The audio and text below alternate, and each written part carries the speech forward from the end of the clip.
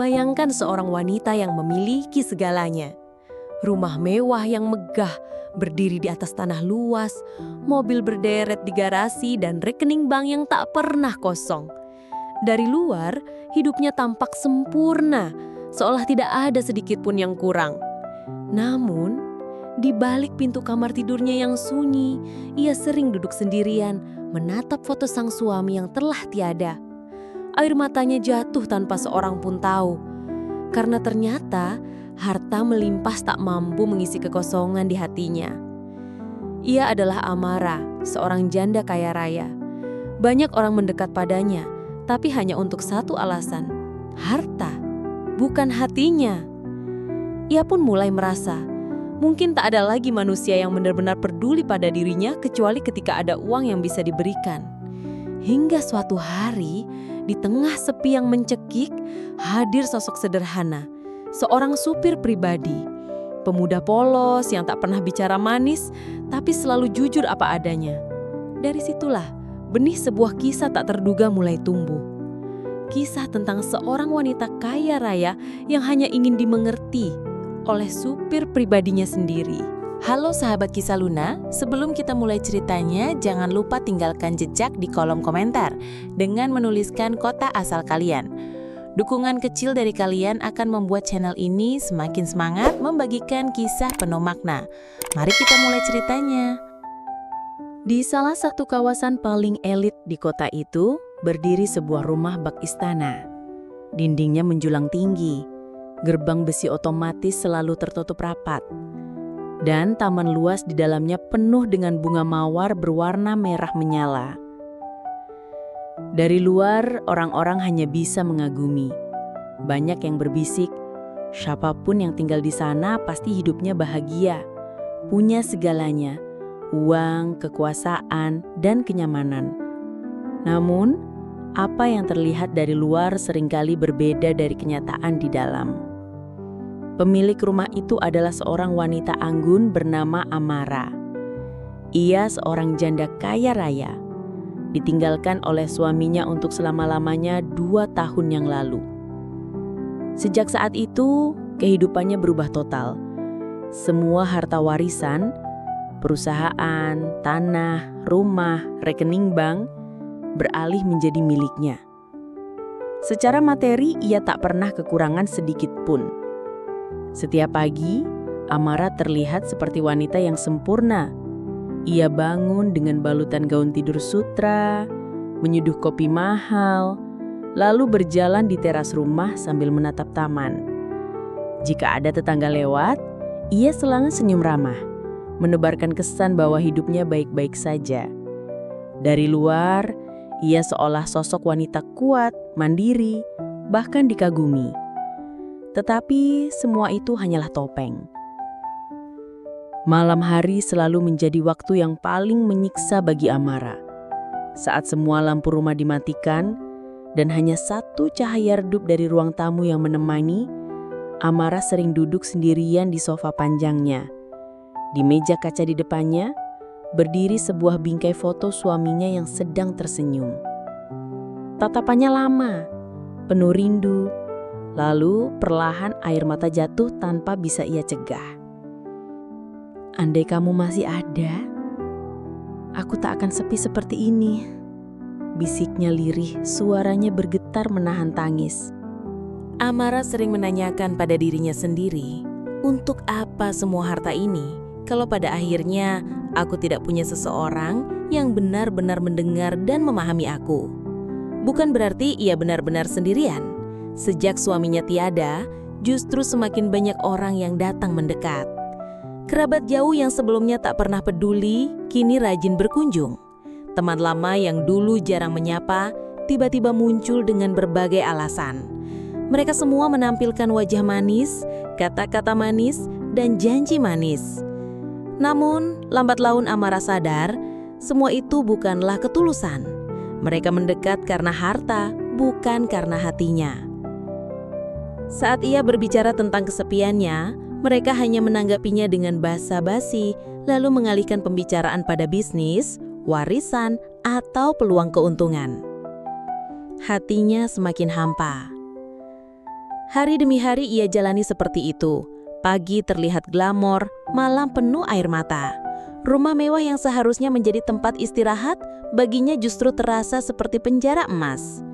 Dinding tinggi yang megah bukanlah perlindungan, melainkan penghalang yang membuatnya semakin terisolasi. Bahkan taman mawar kesayangannya, yang dulunya ia rawat bersama sang suami, kini hanya mengingatkan pada kehilangan. Setiap kali ia mencium harum bunga itu, kenangan akan suaminya datang silih berganti. Kenangan indah yang kini hanya menambah luka di dalam hati. Di balik semua kemewahan itu, Amara sebenarnya hanya merindukan hal yang sederhana.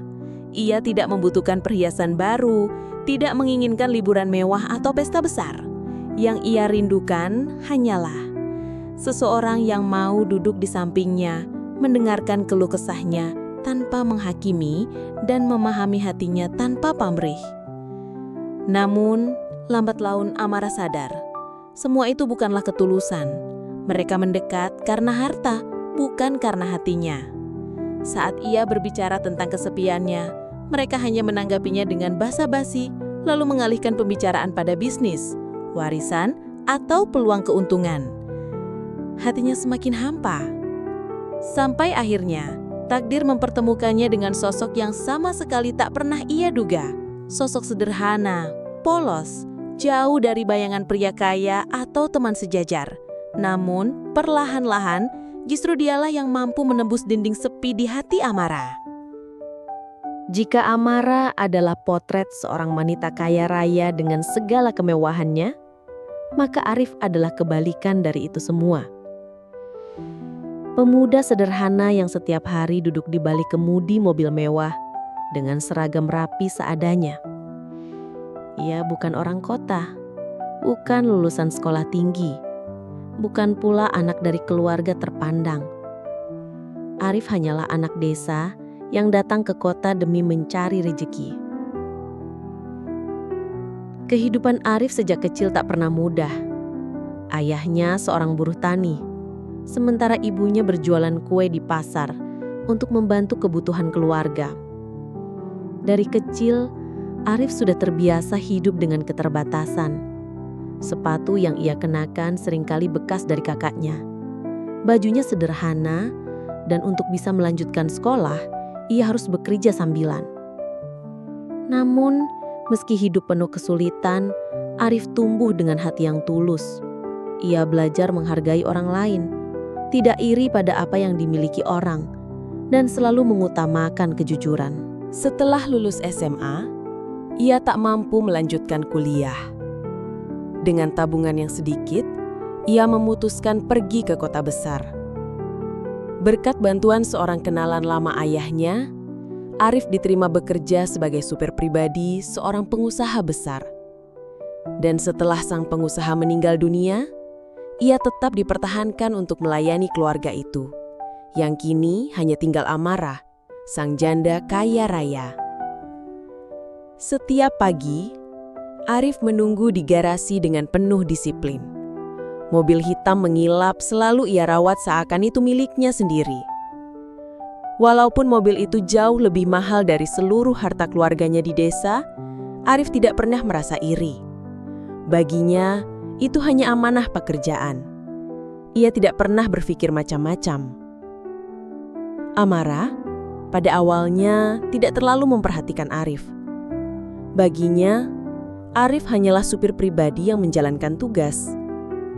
Namun seiring berjalannya waktu, ia mulai memperhatikan sosok pemuda itu. Ada sesuatu yang berbeda darinya. Arif tidak pernah bersikap berlebihan. Ia tidak berusaha mencari muka, tidak juga memanfaatkan kedekatan dengan majikannya. Saat Amara duduk di kursi belakang, Arif hanya fokus mengemudi. Kadang ia menyalakan musik radio pelan, lalu diam, tidak banyak bicara kecuali ditanya. Namun diamnya bukanlah dingin, melainkan menenangkan. Suatu pagi, Amara sempat bertanya dengan nada basa-basi, "Arif, kamu sudah lama di kota ini?"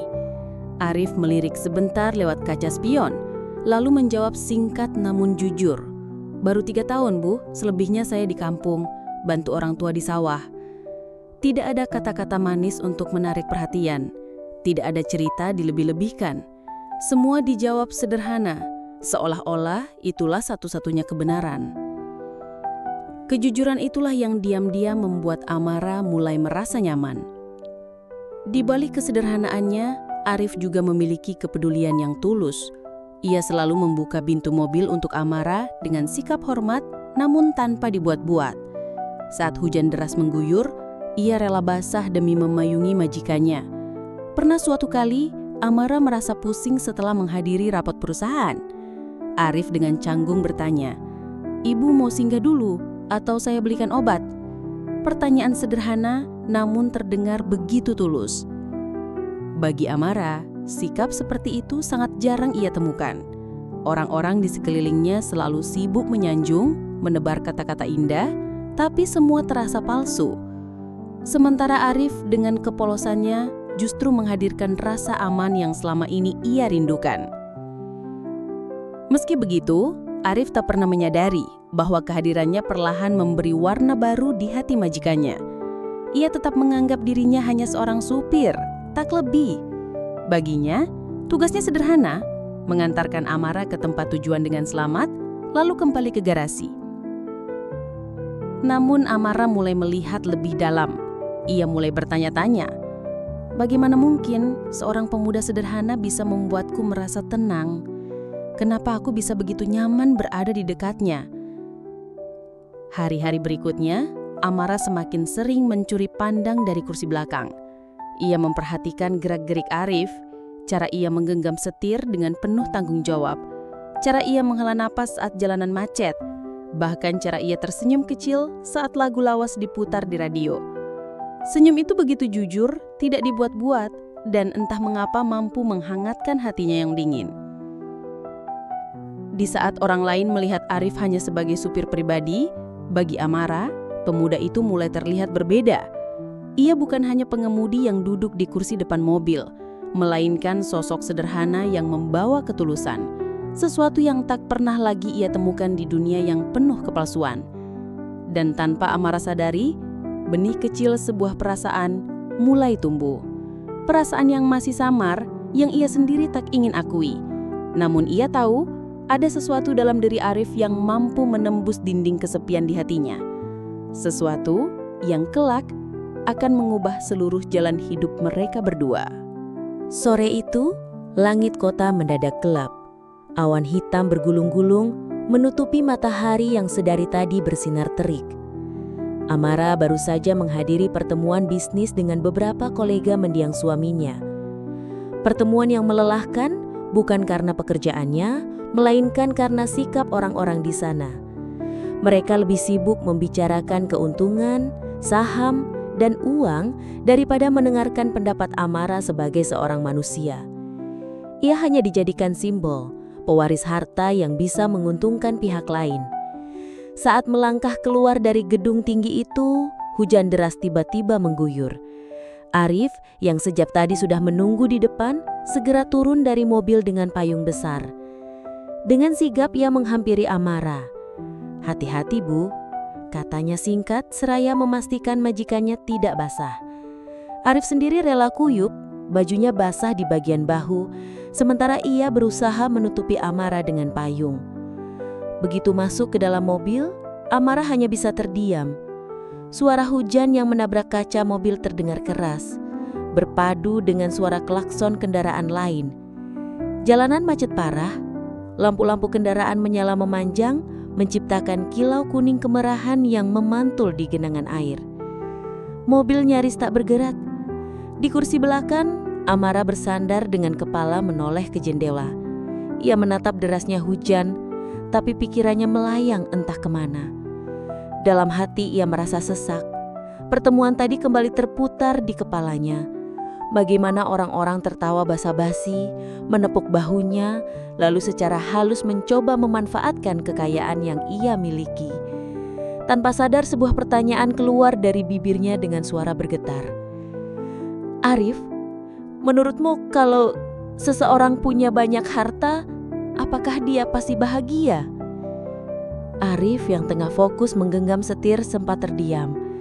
Pertanyaan itu begitu tiba-tiba, tapi intonasinya penuh kesedihan. Ia melirik sebentar lewat kaca spion, menatap wajah majikannya yang tampak sayu. Dengan suara tenang ia menjawab, "Menurut saya, Bu, kebahagiaan itu bukan soal harta. Kadang yang kita butuhkan cuma hal sederhana. Misalnya, ada yang mau duduk di samping kita, mendengar cerita kita, tanpa menilai, tanpa menuntut. Itu sudah cukup." Amara tertegun. Kata-kata itu sederhana, polos, tanpa hiasan indah. Tapi justru kesederhanaannya membuat hatinya tersentuh begitu dalam. Ia menunduk, matanya berkaca-kaca. Dalam hatinya ia berkata, "Selama ini, aku dikelilingi orang-orang yang hanya peduli pada hartaku. Tidak ada yang benar-benar mendengar. Tapi, pemuda sederhana ini dengan kata-katanya yang jujur bisa menenangkan hatiku." Hening sejenak menyelimuti mobil. Hanya suara derasnya hujan dan sesekali deru mesin kendaraan di luar. Amara ingin berkata banyak hal, tapi suaranya tercekat. Ia hanya bisa menatap punggung Arif yang tegak, lalu berbisik lirih. "Kamu tahu, Arif, aku sering merasa sendiri di rumah yang sebesar itu. Semua orang pikir hidupku sempurna, padahal aku kosong." Arif kembali melirik lewat kaca spion. Ada raut iba di wajahnya, tapi juga rasa hormat. Ia tidak ingin terlihat lancang, namun ia juga tidak bisa membiarkan majikannya larut dalam kesedihan. "Maaf, Bu, kalau saya lancang. Tapi saya percaya setiap orang punya cara masing-masing untuk sembuh dari rasa sepi. Kadang kita cuma perlu percaya kalau Tuhan gak akan benar-benar meninggalkan kita." Amara menghela napas panjang. Air matanya jatuh. Tapi kali ini bukan hanya karena sedih. Ada kehangatan yang menyusup masuk, sesuatu yang sudah lama tidak ia rasakan. Ia menatap keluar jendela lagi, melihat hujan deras yang kini mulai reda, lalu tersenyum samar. Sejak percakapan sederhana itu, hati Amara mulai berubah. Ia merasakan sesuatu yang tak pernah ia temukan dalam kata-kata orang-orang kaya di sekelilingnya. Kata-kata Arif mungkin terdengar polos, namun justru itulah yang membuatnya begitu berharga. Dalam benaknya, Amara mulai bertanya-tanya, mengapa kata-kata seorang sopir bisa lebih menenangkan daripada ribuan janji manis dari orang-orang berpendidikan tinggi? Mengapa aku merasa lebih dimengerti oleh dia daripada siapapun? Mobil akhirnya perlahan bergerak, melintasi jalanan yang mulai lengang. Namun bagi Amara, perjalanan sore itu bukan hanya sekedar perjalanan pulang. Itu adalah titik awal. Awal dari sebuah hubungan yang berbeda. Awal dari rasa yang perlahan tumbuh tanpa ia sadari. Di tengah hujan yang kini tinggal gerimis, dua hati yang berbeda dunia baru saja dipertemukan oleh takdir. Malam itu, rumah megah milik Amara terasa lebih sunyi dari biasanya. Angin malam bertiup lembut, membuat tirai sutra di ruang tamu bergoyang perlahan. Lampu-lampu kristal menyala terang, tetapi sinarnya justru menambah rasa hampa di dalam rumah yang begitu luas itu. Amara duduk di sofa panjang dengan secangkir teh hangat yang sudah setengah dingin. Tatapannya kosong ke arah jendela besar, di mana bulan separuh menggantung di langit. Malam itu ia merasa sangat lelah. Bukan hanya lelah tubuh, tapi juga lelah jiwa. Arif yang baru saja memarkir mobil lewat di ruang tamu. Biasanya setelah mengantar pulang, Ia segera kembali ke kamar kecil di bagian belakang rumah. Ruang sederhana yang memang disediakan khusus untuknya. Namun malam itu, langkahnya terhenti ketika melihat Amara duduk sendirian dengan wajah sendu. "Bu, apa perlu saya ambilkan obat? Ibu terlihat pucat," tanya Arif hati-hati. Amara menoleh pelan, lalu menggeleng. Senyumnya tipis tapi penuh kepahitan. "Tidak, Arif. Aku baik-baik saja. Hanya kadang aku lelah." Ada jeda panjang setelah kalimat itu. Seolah-olah ada sesuatu yang ingin ia katakan, tapi tertahan di tenggorokan. Arif tidak berani mendesak, namun ia juga tak tega pergi begitu saja. Akhirnya ia memberanikan diri duduk di kursi seberang. Masih menjaga jarak, tapi cukup dekat untuk mendengar suara pelan Amara. Hening beberapa menit, hingga akhirnya Amara berbisik. "Arif, kamu tahu mengapa aku sering terlihat murung?" Arif menatapnya dengan penuh perhatian, lalu menggeleng. Amara menghela napas panjang. "Aku kesepian, Arif. Sangat kesepian." Suara itu pecah di akhir kalimat. Tangannya yang menggenggam cangkir bergetar, lalu ia letakkan pelan di meja. Matanya mulai berkaca-kaca. "Sejak suamiku pergi, hidupku berubah. Semua orang melihatku sebagai wanita yang kuat, pewaris harta, seseorang yang seakan tidak butuh siapapun. Tapi kenyataannya, aku hancur di dalam. Aku kehilangan bagian terpenting dari hidupku. Dan setelah itu, yang tersisa hanyalah orang-orang yang datang demi hartaku. Tidak ada yang peduli pada perasaanku. Tidak ada yang benar-benar mengerti aku." Air mata Amara akhirnya jatuh. Ia buru-buru menyeka dengan jemari, seolah ingin menutupi kelemahannya. Tetapi bagi Arif, air mata itu terasa begitu nyata, begitu jujur. Arif menunduk sebentar lalu berkata dengan suara pelan, "Saya tidak tahu harus bilang apa, Bu. Saya bukan orang pandai bicara. Tapi saya tahu satu hal, Ibu tidak sendiri. Kadang kita memang sulit menemukan orang yang benar-benar tulus. Tapi itu bukan berarti mereka tidak ada. Hanya saja Tuhan belum menempatkan mereka di dekat kita." Amara menatap Arif lama sekali. Ada ketulusan dalam suara pemuda itu. Tidak ada basa-basi, tidak ada pura-puraan. Kata-katanya sederhana, polos, tapi menusuk ke dalam hati. "Aku iri pada ketulusanmu, Arif. Kamu tidak punya apa-apa, tapi matamu jernih, hatimu bersih. Sementara aku punya segalanya, tapi kosong." Arif menggeleng cepat, wajahnya memerah. "Jangan bilang begitu, Bu. Ibu punya banyak kebaikan juga.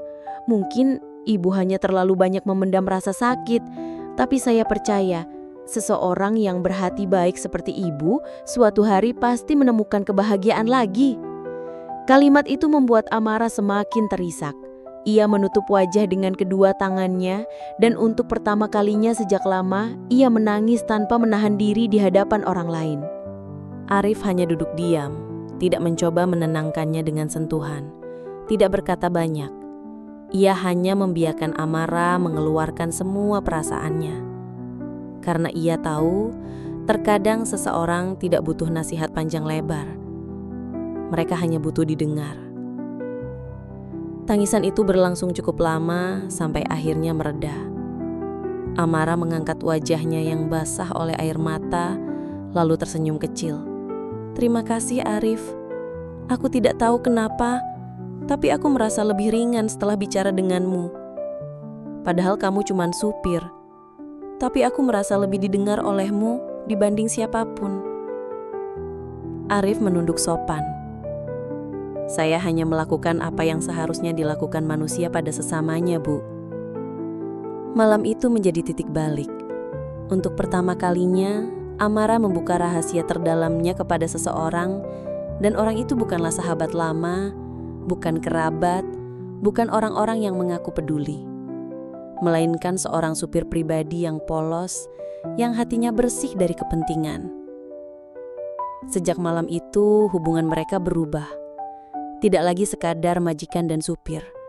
Ada sesuatu yang lebih hangat, lebih manusiawi, sebuah ikatan yang tumbuh dari kejujuran dan rasa saling percaya. Dan tanpa disadari, benih kecil yang ditanam sore itu saat hujan, kini mulai tumbuh lebih dalam di hati Amara. Sejak malam itu, setelah Amara berani membuka isi hatinya, hubungan antara dirinya dan Arif perlahan berubah. Bukan dalam bentuk yang terang-terangan, melainkan dalam hal-hal kecil, sederhana, tapi begitu berarti. Setiap pagi, saat Arif menyalakan mesin mobil, Amara tidak lagi hanya duduk diam di kursi belakang. Ia mulai membuka percakapan kecil, menanyakan kabar, atau sekadar menyinggung hal-hal ringan. Bagaimana kabar ibumu di desa, Arif? Atau, kamu biasanya suka lagu apa? Pertanyaan-pertanyaan itu terdengar remeh, tapi bagi Amara, itu adalah cara untuk mengenal lebih dekat seseorang yang perlahan-lahan mulai menempati ruang istimewa di hatinya. Arif dengan kepolosannya selalu menjawab apa adanya. Ia bercerita bagaimana ibunya masih berjualan kue di pasar, bagaimana adiknya sedang berusaha menyelesaikan sekolah, dan bagaimana kadang ia merindukan sawah serta udara segar kampung halaman. Setiap kali mendengar cerita itu, Amara diam-diam merasakan sesuatu yang aneh. Hatinya hangat. Di sisi lain, semakin sering ia memperhatikan Arif, semakin besar pula kekaguman yang tumbuh dalam dirinya. Saat melihat cara Arif berbicara dengan orang lain, sopan, tidak pernah merendahkan, bahkan kepada satpam atau tukang parkir, Amara merasa tersentuh. Betapa sederhananya dia, tapi hatinya jauh lebih mulia daripada orang-orang berjas mahal di sekitarku, pikirnya. Namun di balik kekaguman itu, tumbuh pula sebuah rasa takut.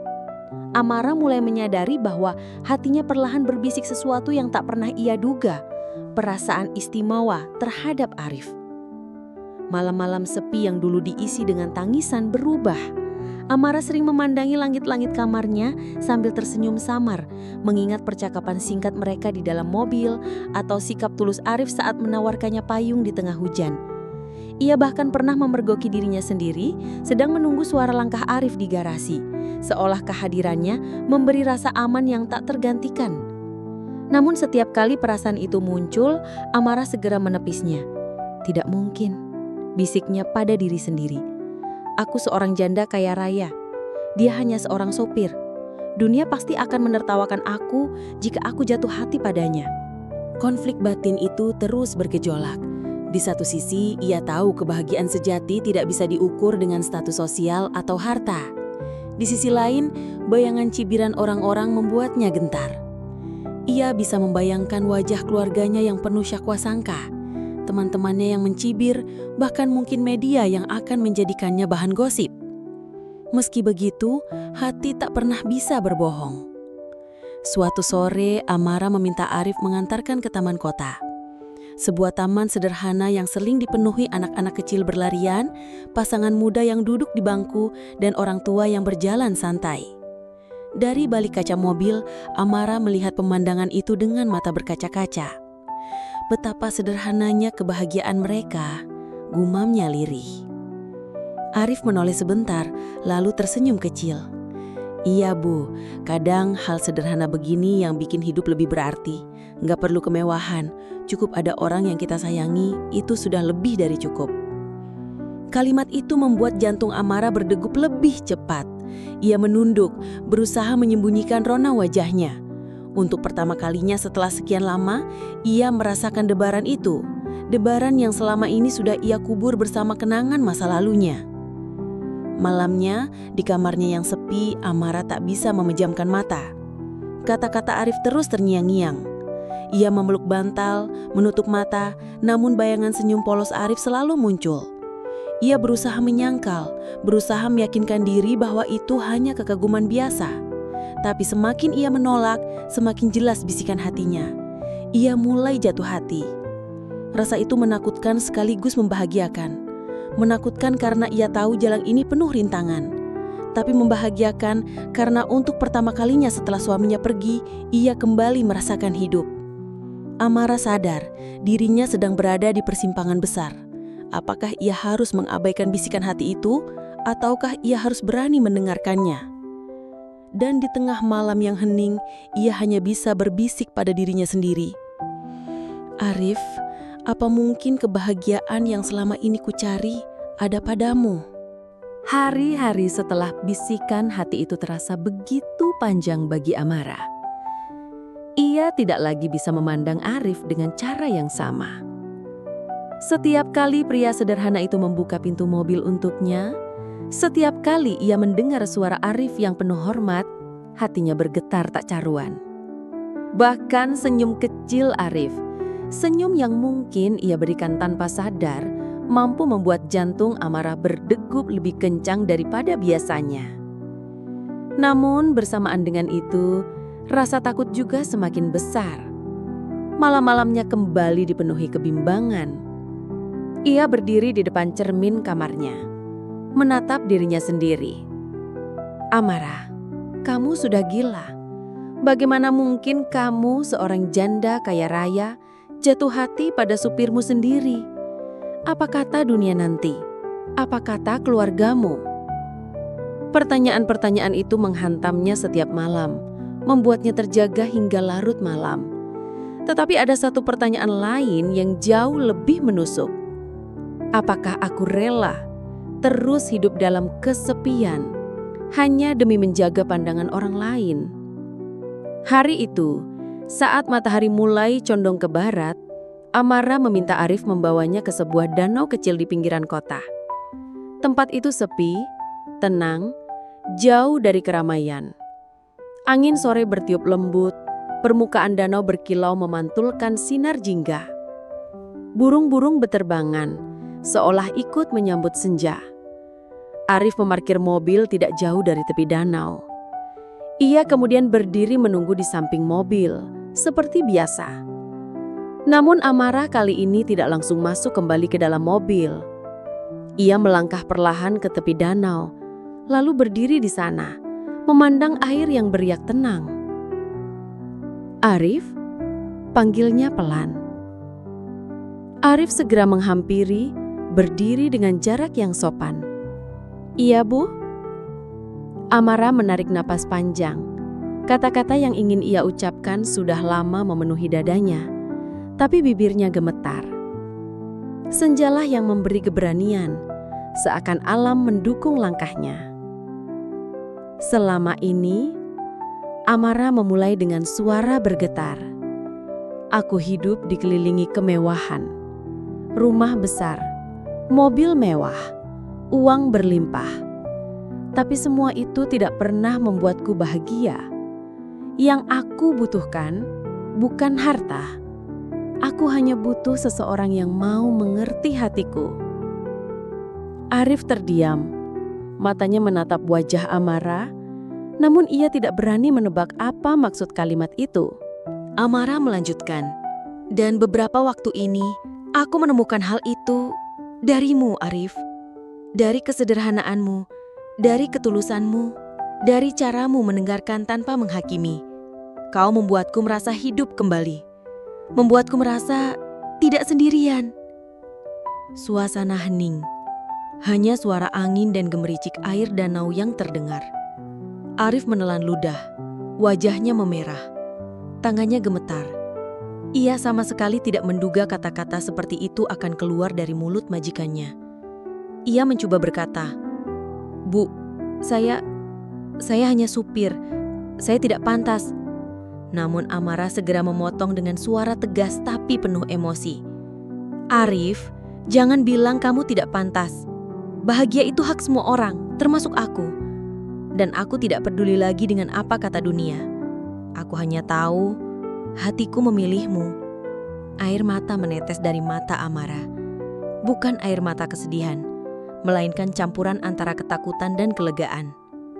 Akhirnya, ia berani jujur pada dirinya sendiri dan pada Arif. Arif terdiam lama.